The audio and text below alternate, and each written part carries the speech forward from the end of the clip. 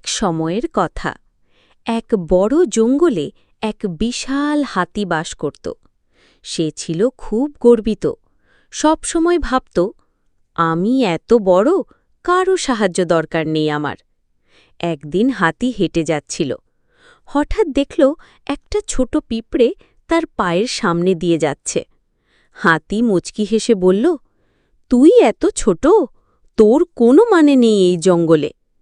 পিঁপড়েটা থামল, নম্রভাবে বলল, আকারে ছোট হলেই যে কাউকে হেয় করা ঠিক না, এই কথা তুমি একদিন বুঝবে। হাতি হেসে চলেই গেল। কিছুদিন পর জঙ্গলে এক ভয়ঙ্কর শিকারী এলো। সে হাতিটাকে ফাঁদে ফেলে বেঁধে ফেলল শক্ত করে।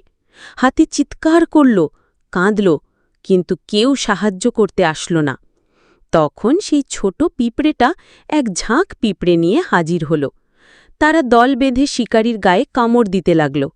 শিকারী ব্যথায় পালিয়ে গেল। পরে পিঁপড়েরা দড়ি কেটে হাতিটাকে মুক্ত করল। হাতি লজ্জা পেল, চোখে পানি এসে গেল। সে বলল, আমি ভুল করেছিলাম।